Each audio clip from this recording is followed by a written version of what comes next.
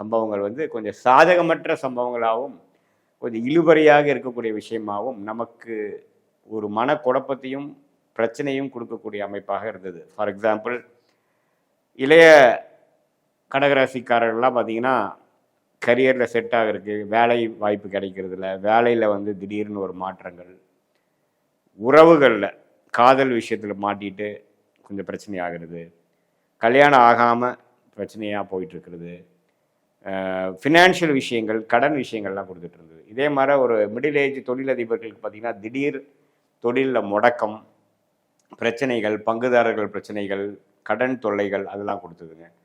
இதே மாதிரி வெளிநாட்டில் இருக்கிறவங்களுக்குலாம் பார்த்திங்கன்னா அங்கே இருக்கிற சூழ்நிலை வந்து கொஞ்சம் விசா ப்ராப்ளம், வேலை ப்ராப்ளம், சில சௌரியம் இல்லாத ஒரு சூழ்நிலை, ஒர்க் பண்ணுற இடத்துல சௌரியம் இல்லாத சூழ்நிலை, நல்ல ஒரு உத்தியோகத்தில் நல்ல ஒரு சாட்டிஸ்ஃபேக்ஷன் கிடைக்காமல் திடீர்னு என்ன வேணால் நடக்குங்கிற மாதிரி ஒரு அமைப்பெல்லாம் கொடுத்துட்டு இருந்தார்.